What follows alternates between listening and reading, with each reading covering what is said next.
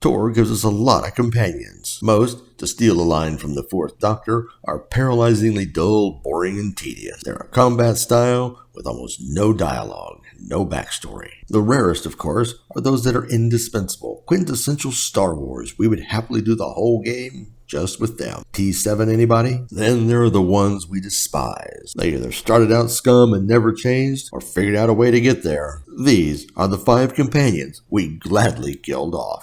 Koth Votena. Koth could have been a great window into the world of Zakuul, someone our character could turn to for assistance in navigating this new world. In the end, what we got was a dull character with an undying love for Valkorion and a fascination with the gravestone. And then it all fell apart from there. He can end up stealing the gravestone, he lets it get taken over by Valen and Scorpio, and we find out earlier he had planted a quantum bomb, which ends up potentially destroying the entire Alliance fleet. And for this, and everything he ever did, he just never meant for that to happen. If you're like any of my Sith characters, he didn't finish out this story alive. I don't want your apology. You betrayed me. There's no coming back from that. Goodbye, Lot.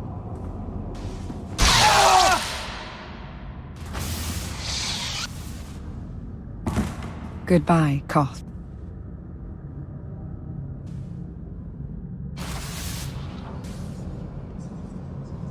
Scorpio. From the moment our agent met her on Bel Savis, we wanted her dead. She is unabashed in her scheming for power and knowledge so that she will be dominant. She repeatedly puts everyone in danger just to see how they'll react, and definitely tries to get us killed time and time again. So there was no way our agent was going to let her have Iakath, because Scorpio's idea of freedom is complete domination. We've been through a lot together, Scorpio. I almost feel bad for destroying you. But in the end, you're just another droid.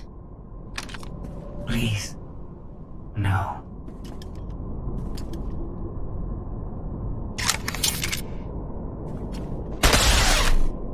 I was almost free.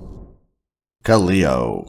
Cold, duplicitous piece of scum, she fit right in with the Imperial agent story. Counterterrorism, spying, and secret cabals. But when we meet her on Zakuul, she's Firebrand, a petty terrorist. And eventually, when paired with Havoc Squad to get key information, she ends up getting most of Havoc Squad killed. With assets lost and the mission a failure, our agent was fed up. And we get a truly fitting reaction from our agent, just like the old days. I don't have time for a trial, and I'm not interested in your excuses.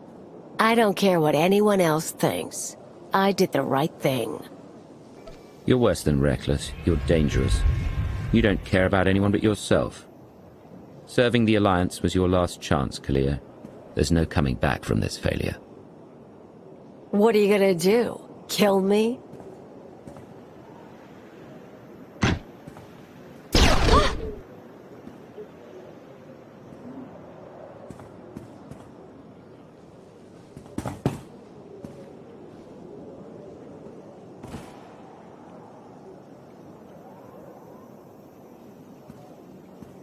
Yes, exactly. Skadge, a murderous, worthless piece of scum we met on Bel Savis.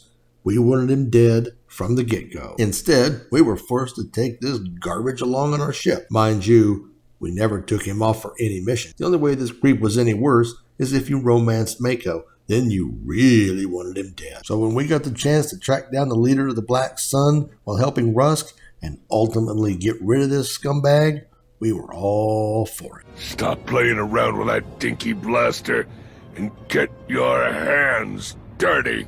Only need one lung to kill you. Just gotta catch my breath. This business ain't done till somebody's bleeding out in the gutter. Better hope Theron Shan. In our opinion, that haircut is a justification enough.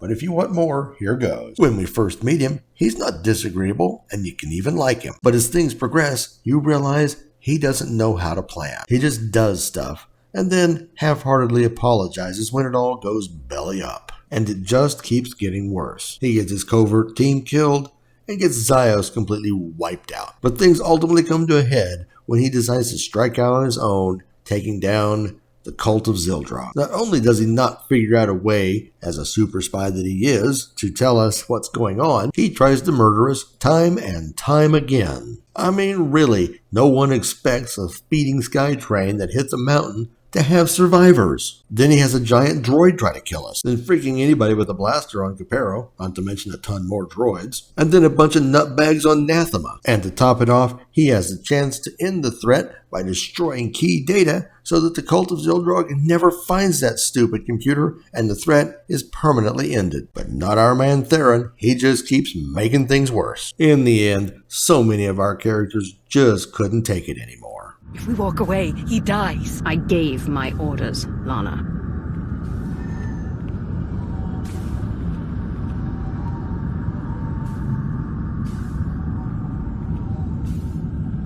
Commander? Wait, Commander! Call a shuttle. We're going home. So those are our top 5 companions we're happy to remove from the galaxy. Do you agree, disagree? Let us know your picks in the comments below. And remember to like and subscribe. Thank you for watching.